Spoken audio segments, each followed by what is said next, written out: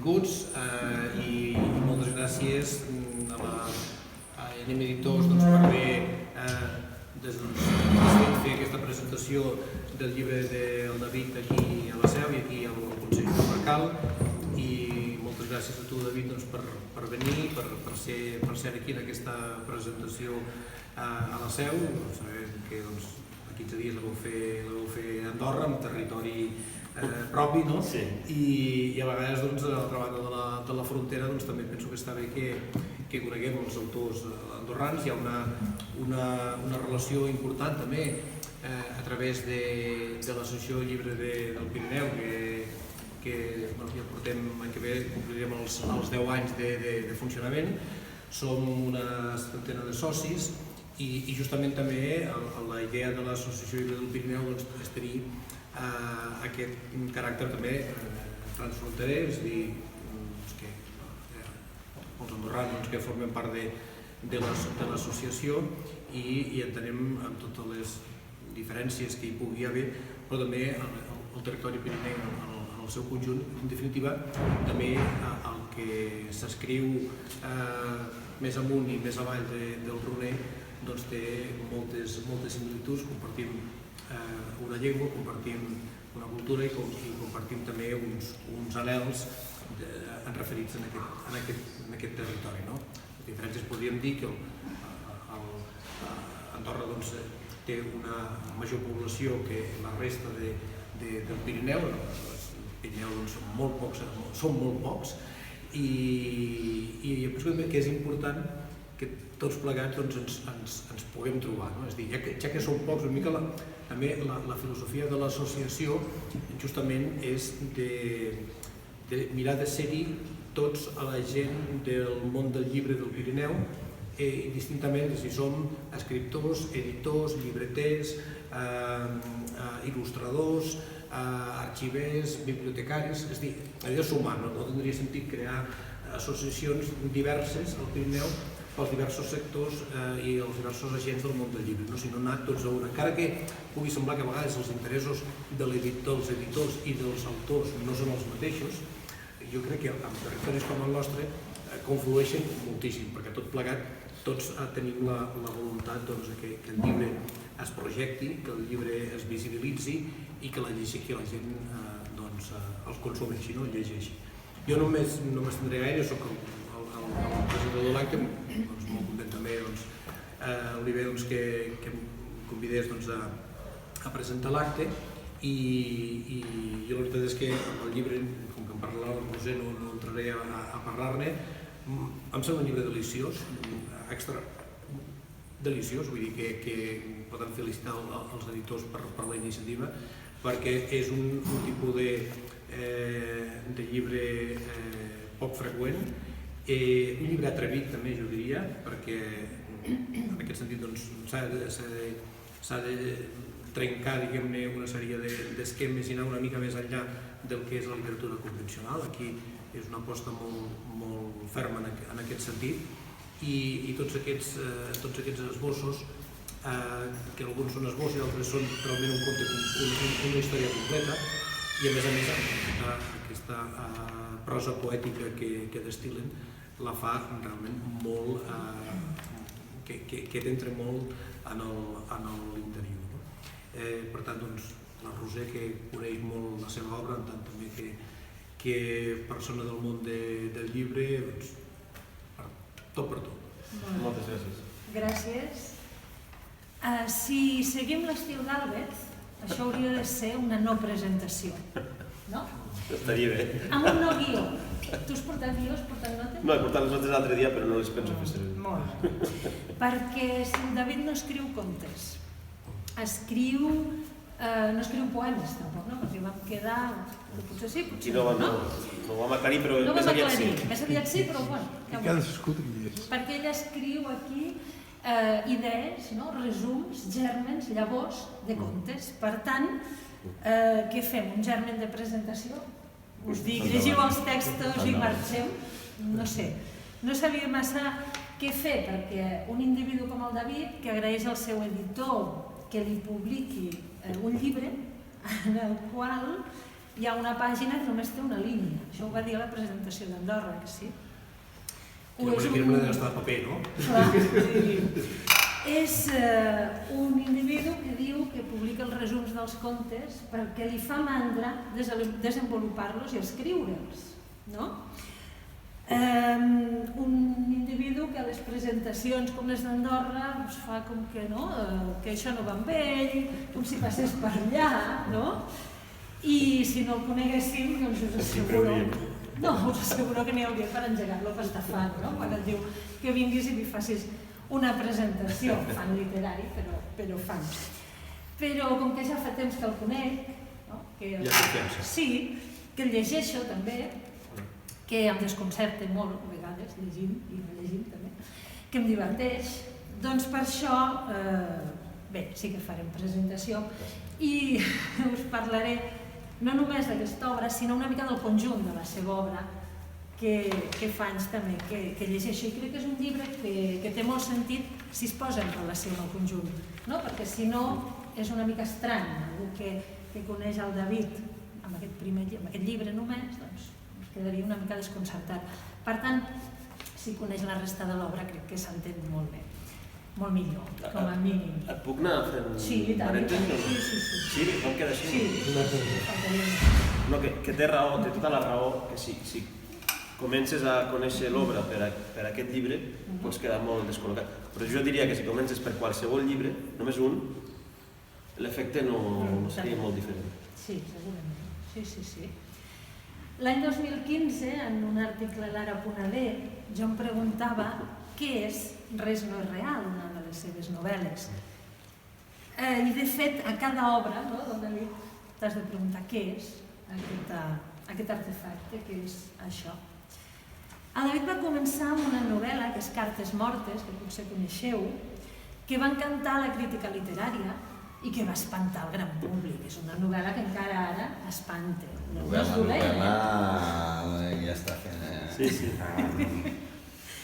És una novel·la publicada per una editorial interessant, Males Herbes, i jo diria que és un acte revolucionari aquesta novel·la, és un acte d'un pirat per la literatura, totalment. És un exercici d'estil, és aquella novel·la, aquella primera novel·la per impressionar, potser, publicada per una editorial cult de Barcelona. Aquí ja va quedar clar que el Gálvez és un heterodox, un pirat literari, si voleu, que viu entre cartes i novel·les, entre poemes i artistes plàstics. Després va arribar Res no és real, us confesso que és la meva preferida, però això ja és un tema personal. És una obra amb ressons d'Orwell, de 1984, una novel·la on hi ha un món limitat per uns murs i uns sostres, on hi ha una societat controlada pels que ens vigilen, hi ha una llei, uns costums, uns camps de maduixes, hi ha aigua i poca cosa més, i uns individus que habiten aquest món. Els cicles vitals d'aquests individus sempre són els mateixos, neixen, treballen, pateixen una secada terrible, alguns desapareixen, arriba l'error i tot recomença. Més o menys seria això. Una novel·la que ens fa moltíssimes preguntes sobre allò més essencial de l'ésser humà, sobre què necessita realment un ésser humà i com funciona el món. No sé, almenys aquesta és la meva lectura. Aquell 2015 jo em preguntava Res no és real, què és? I no acabava de trobar una definició tancada. Deia que és diferent, és una novel·la diferent, és molt difícil de definir. Gálvez arrisca, busca camins nous, no aguanta cap etiqueta, no se li pot aplicar cap tòpic, i així estem encara, no? És una definició vàlida, crec, per cada llibre. Sí o no? Sí, em sembla fantàstic. Aquí sí que ens vam posar d'acord que això de les etiquetes és a gust del consumidor i que encantat. Que duri. Que duri, que no me'n sàpiguin posar. Gràcies. Després va publicar Arnes, totes veieu que són de Males Herbes, un recull de contes esgarrifosos, inquietants, incòmodes. Jo diria que aptes només per a lectors amb un fetge, amb un bon fetge. Aquests contes estan poblats per una colla de desequilibrats, totalment, per assassins, fastigosos, esgarrifosos. En alguns d'aquests contes aquí homenatge a Salinger, alguns referents populars anglosaxons, i després d'aquest recull de sang i fetge literari, on fins i tot hi ha nens esquarterats que acaben rostits al forn, literalment, així. Doncs suposo que necessitava una mica... Basat en fets reals, tot això. Sí, necessitava potser una mica de pau o un bàlsam, no? I va publicar aquest altre llibre, aquí canviem d'editorial, amb l'editorial Andorra, un llibre amb una artista, una pintora que es diu Mònica Armengol. Ella pintava una sèrie d'aquarel·les, les prenia al natural, no? I després les treballava fins a fer-les gairebé abstractes, i ell escrivia uns textos poètics sobre aquests paisatges. Aquí, tot i que trobem un Galdós més tranquil, no? Us deia que en textos balsàmics de tant en tant se li escapa, no? Entremig dels prats de dall, doncs alguna imatge d'aquestes també que van al fetge directament. Veieu que és un autor que ha publicat moltíssim, novel·les, contes, entremig hi ha hagut traduccions de l'anglès, perquè ell, ja el coneixeu tots els que esteu aquí, és filòleg anglès, és professor d'anglès i ha traduït contes i encara hi treballa en altres traduccions, que sí? En anglès. I allò que som, l'obra que avui tenim aquí entre mans, doncs jo diria que connecta amb tots aquests altres llibres. Hi ha contes com per exemple el d'Escandallar, un on es parla d'una societat que posa preu a la canalla, podria ser un fragment tranquil·lament de Res no és real, una novel·la sobre aquest univers. Un relat que hi ha... Us explico d'on surt això, perquè això no ho he escrit. Escandallar. Escandallar no l'he escrit jo. Escandallar és un article de diccionari. L'únic que parlava d'una altra mena de bestiar i jo vaig canviar el bestiar per aquest altre perquè quadrés amb... O sigui, tens tanta mandra que a sobre de no escriure contes copies el diccionari. Directament. Paraula per paraula. Molt bé. Perfecte. S'ha de demostrar després això, però en teoria és així. Hi ha un altre conte, el de Ja no se sent xisclar els ocells, que parla, és un fet també real, un assassinat que hi va haver a Andorra, un assassinat homòfob, a més, un noi va ser totalment apallissat amb un carreró i va morir. Doncs aquest relat, aquesta descripció d'aquest cadàver podria formar part també tranquil·lament d'Arnes, podria ser un fragment d'Arnes. És molt previ a l'escriptura d'Arnes.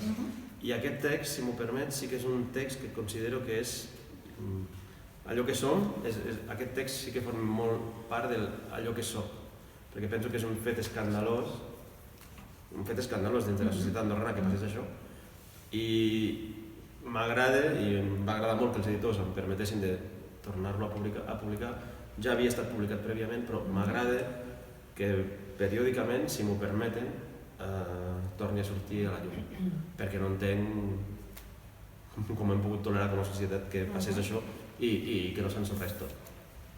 Per tant, això sí que és part d'allò que som i allò que soc, el que em resisteixo a ser els de l'altra banda, diguéssim. Aquest conte quan el vas escriure i com? Aquest de l'assassinat? Aquest havia de ser el germen d'una novel·la. En el meu cap era al principi el capítol aquest que trobes a les novel·les aquestes de detectiu, on es diu que en el primer capítol ha d'aparèixer un mort. Aquest era el primer capítol i de la novel·la no se'n sap res. I després això ho vaig anar reciclant de diferents maneres, allò que faig. Com un article, com un fals article perquè no l'és, com un relat, ara, que tampoc l'és, perquè és un fet que va passar. En aquest volum, que us deia que dialoga amb els anteriors, potser el que hi ha, una mica més intens, és un treball de la llengua, una preocupació per les paraules, per les definicions, per aquesta elaboració de la llengua. Perquè el David, en teoria, ell us dirà que viu a Andorra, però no és veritat. Jo diria que viu ell en un món de novel·la hispanoamericana. Ell és un personatge d'una novel·la potser argentina, diria jo, no? I jo de fet sempre l'he vist molt hispanoamericà. Durant uns anys, i ara us explico el per què.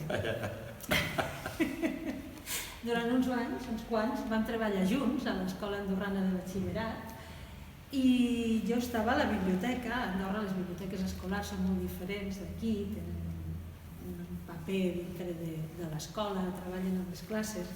I allà, de setembre a desembre, us en recordareu, hi havia instal·lada cada any, cada curs, una exposició que es deia El boom de la novel·la hispanoamericana. En recordeu? De setembre a desembre a la biblioteca estava envaïda d'autors de Cortázar, de García Márquez, de Vargas Llosa, de Borges. Jo triava les fotos sempre més extravagants, més originals d'aquests autors perquè els alumnes s'hi fixessin i s'hi interessessin. Fotos que us recordeu, tenien cartells enormes amb Cortázar, amb García Márquez, amb el llibre al cap. I aquest era l'univers de setembre a desembre. I el David sovint, la Xema també, venien allà, venien a treballar, venien a xerrar i a vegades venien a participar en les activitats que jo muntava amb els alumnes. El David venia amb una maleta immensa així, plena de llibres de Cortázar, i els fèiem un estès a damunt d'aquelles taules immensa i ell els parlava de Cortázar als alumnes. Per tant, perquè ell de jove havia publicat, havia participat en un estudi de Cortázar que es deia Cortázar sin barba. Per tant, és un autor en el qual s'ha especialitzat i entès. Per tant, per mi el David sempre ha estat junt amb aquest univers hispanoamericà dintre d'una biblioteca, que no és casual en el món del David. És el seu univers natural, diria jo, no? En una altra època, que també vam treballar junts a la revista Portella, també hi havia el Xema, què va portar el David? Doncs va aconseguir un relat inèdit de Cortázar, inèdit fins al 2009, que es deia Manuscrito hallado de una mano, on sortien d'or. Per tant, hi ha sempre aquesta vinculació amb aquest món. I avui que som a la Seu, us podria dir que podria ser un personatge, un novel·lista argentí, d'una novel·la d'una altra persona que sempre viu i roda per Llatinoamèrica, que és d'aquí a la Seu, la Marta Repullo o la Marta Grau, que ha escrit aquesta primera novel·la, El Cuerpo, publicada en castellà. Doncs el David podria ser, és una altra amiga meva, perfectament un escriptor hiperactiu d'aquest món llatinoamericà. I ja acabo. Per començar us he demanat, us he explicat que jo sempre m'estava preguntant què és allò que som, què és aquest llibre del David, i crec que tinc una idea, un resum, una llavor, un germen de resposta, només això. I crec que el Gálvez és algú que necessita escriure igual que necessita respirar, perquè si no es mor. Que només explica el món buscant paraules, remenant-les, traduint-les, fent recerca, escrivint-les. Que s'explica el món relacionant textos, dels seus amb els seus i dels seus amb els d'altres autors, frenèticament sempre, en una mena d'hiperactivitat literària sense fre. Ja heu vist, en pocs anys, quants llibres, quantes editorials, quants gèneres. És algú, diria, que viu creant, traduint, llegint, en una mena de laberint de Borges, sota l'atenta mirada del Julio Cortázar, entremig d'altres homes barbuts com ells. I fins aquí. Moltes gràcies. Moltes gràcies. No sé ara com estirar algun dels fils dels que has parlat, potser no val la pena que ho allarguem molt més, però és veritat que has relacionat molt bé la teranyina aquesta que l'altre dia mencionava també la presentació andorrana, dels textos entre si dins del llibre i del llibre cap a altres parts de la meva bibliografia i dels llibres cap als altres llibres d'això, dels autors que jo he llegit més o que m'han interessat més, i per tant sí que és veritat que tot està molt interrelacionat. Això que t'explicava de fer un relat a partir de l'entrada del diccionari, per mi és del tot natural, perquè jo obro el diccionari, llegeixo l'entrada i penso, això és un relat perfecte. És a dir, l'únic que has de fer és reconèixer-ho. És tan fàcil com això. Retocar-lo una mica, fer-te el teu, alterar el mínim perquè perquè tingui una consistència, però vull dir, de fet és tan senzill com això, no? Com deixar que les coses s'organitzin una mica. Seri, mentre s'organitzen per deixar-ne un registre i poca cosa més. Vull dir que... I sí, la passió aquesta per llegir, escriure i anar apuntant les coses que et van passant és molt a l'inici d'aquest llibre. En què jo crec que es pot arribar a veure, no? En algun moment es pot arribar a veure la nota a l'apunt més senzill, després una mica polit, de les coses que vas veient, no? Que et van passant quan llegeixes o quan fas vida. No sé què més es podria dir del I llibre. realment no n'hi ha cap que les tiraràs i faràs un conte com Déu mana? No. No, perquè per mi... La resposta ha sigut... No, perquè per mi realment són contes com Déu mana. És a dir, per mi cadascun d'ells és el que ha de ser en si i ja tenen la forma que havien de tenir. Agradarà més o menys, pot retocar perquè tots han estat d'alguna manera sotmesos a alguna mena de canvi, però l'altre dia comentàvem que n'hi ha que vaig retrobar de l'apunt inicial que estan pràcticament intocats i han passat, alguns són molt recents, d'escriptura molt recent, alguns tenen 25 anys i l'altre dia mirant una altra cosa vaig trobar-ne un parell o tres anotats en un viatge de bus i estan escrits en castellà perquè estava llegint el llibre en castellà i per tant l'empel és en castellà, però traduïts paraula per paraula pràcticament no s'ha tocat una coma. N'hi ha d'altres que no, que els has agafat, els has escrit i els vas reescrivint. No acabaries mai de reescriure-los, no? Però no tinc aquest interès d'estirar-los, diguéssim. I escrivies els contes o les idees dintre del llibre de contes d'un altre. Sí. Veus aquest diàleg ja sempre constant. Sí, i em va fer molta gràcia descobrir que aquest llibre havia estat el suport, la llibreta de notes, i que els primers relats que surten aquí, justament, n'hi ha 2 o 3, que estan escrits així, sense errats, sense cap problema. Suposo que vas llegint, et provoca alguna mena de reacció. No sempre es veu la relació amb els textos que hi ha a la vora, però potser és de to, potser és aquesta mena d'escriptura més breu que fa Kafka amb aquest llibre. I devies anar mirant el paisatge, devies anar rumiant en alguna cosa, prens nota i després això es va passant d'un arxiu a un altre, d'una llibreta a una altra i alguns escapen de la crema, vull dir que també està bé.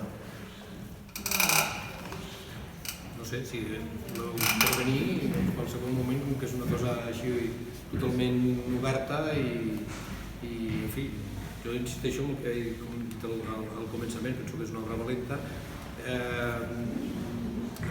deixes enrere prejudicis que es puguin plantejar, de dir, haig de ser acadèmic, ha de tenir una forma determinada, m'haig de cenyir amb un guió, sinó que vas realment i a més són destil·lacions, no?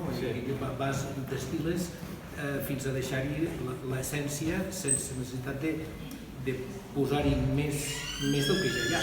I tu amb això acabes, amb aquest paradigma terminar de remugar les vaques saben més sobre l'eternitat que els homes més intel·ligents. Això és precisament el que els seus ulls contemplen constantment amb l'eternitat. No hi ha res més a dir. Bueno, no hi ha res més a dir, també pots ni dir-ho. Però posats a dir alguna cosa... El proper podries posar una pàgina en blanc. No, tot el llibre en blanc. En aquest sentit estic totalment d'acord. Una feina de investigació, tant dels textos en si, cadascun dels textos, com la feina que es va fer editorialment parlant. És a dir, l'allau de textos que jo els vaig proposar als editors va passar per uns processos, se'n van eliminar, se'n van afegir, es van reconduir, de manera que tot el llibre, no només cadascuna de les peces, el llibre en si és una destil·lació d'una altra cosa diferent, molt més gran que hi havia al principi. I aquí també hi ha una visió dels editors, conjunta, evidentment, treballada conjuntament, però aquí també hi ha una feina en aquest sentit. En aquest mar de coses que ens presenten, en aquest magma, nosaltres hi veiem això. I ho veus tu? Doncs sí, mira, jo també ho veig, podríem anar cap aquí. En aquest sentit, a mi em sembla molt interessant, perquè com que ja m'agrada jugar, ja m'agrada proposar coses, ja m'agrada acceptar que em diguin el què. Sí, i sobretot el fet d'això, no? D'atrevir-se, no? De dir, no em fa por saltar en aquest terreny que és de... que no té els contorns, no té els límits prefixats d'una obra a l'estil clàssic, no? Sinó que... Tot el que ha presentat la Roset, de fet, des del primer llibre, és així. Perquè jo és que no hi tinc res a perdre, de fet. Perquè començo a publicar tard, diguéssim, ja gairebé als 45 anys. Tot el que proposo penso que ha de ser valent. Si ja ho ha de ser en 20 anys, imagina't, si t'hi poses a l'edat que m'hi vaig posar jo.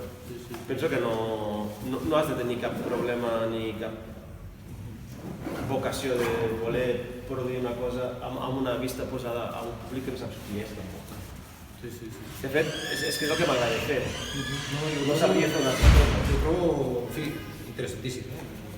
M'ha sorprès moltíssim perquè no coneixia, sincerament tampoc coneixia l'obra anterior i ara això em convida a aquest tastet que ens ha fet la Roser a endinsar-me en les obres anteriors. N'hi ha algun que es veu també que és purament un joc, que són exercicis lúdics, agafar una paraula i donar-li toms o fer una proposta esbojarrada amb un tema que es veu que està portat a l'extrem.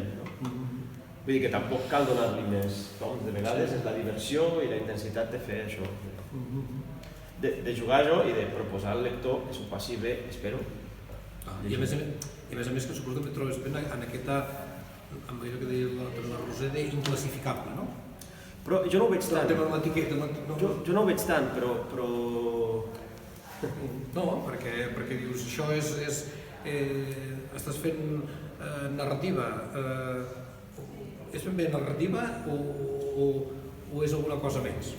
Sí, però com que dèiem des del primer llibre, això ens ha anat passant, que és normal voler posar uns paràmetres, unes etiquetes i unes referències, perquè el lector també les vol. I a partir que estàs en una editorial, o estàs en una col·lecció d'una editorial, o estàs en un entorn d'una revista, et posaran etiquetes. Però, a banda de que són necessàries per la indústria i pel públic, a mi em són indiferents. Vull dir, em considero perfectament capaç de fer un tomb per la muntanya i fer una cosa més lírica, de fer un exercici més de narrativa breu, de fer un relat i de fer el que calgui. Si me'n surto és una altra cosa, però no hi poso tantes línies i tantes barreres. Em sembla fantàstic, vull dir que justament això també li dona frescor a la teva obra, en el sentit de no estar... no hi ha uns paràmetres determinats sinó que... Penso que de vegades...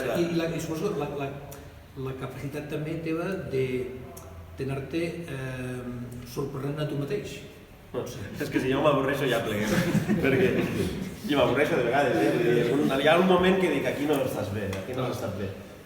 Està bé per a temps, està bé saber desbrossar i tirar coses a la brossa, perquè si tu no t'ho passes bé.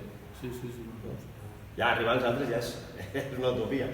Si passa és fantàstic. Però això, trobar un editor que consideri que sí, trobar un lector que consideri que sí, això és fantàstic. Però principalment ho fas per tu i si tu t'avorreixes, pleguem.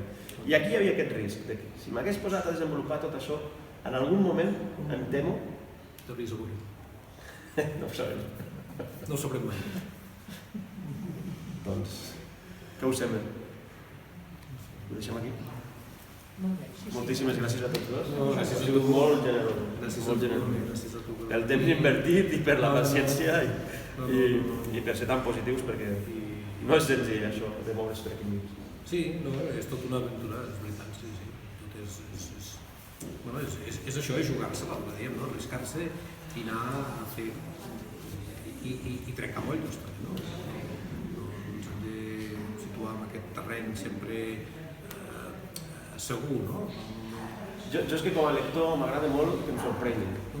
No només que em facin llegir coses meravelloses quan a idea, quan a estil, quan als mons on em transporten, m'agrada molt que em sorprenguin i que no em facin perdre el temps en el sentit de que m'ofereixin coses que potser no he vist mai abans. I sense aquesta ambició també m'agrada quan escric intentar passar-me un màxim de... I això vol dir fer moltes coses diferents, provar moltes coses. Equivocar-te molt i anar fent. I anar mirant, no? Molt bé, doncs, si us sembla, donem un acte per acabar. Moltes gràcies a tots, gràcies David, Roser, els editors, a tots vosaltres i fins una altra. Moltes gràcies.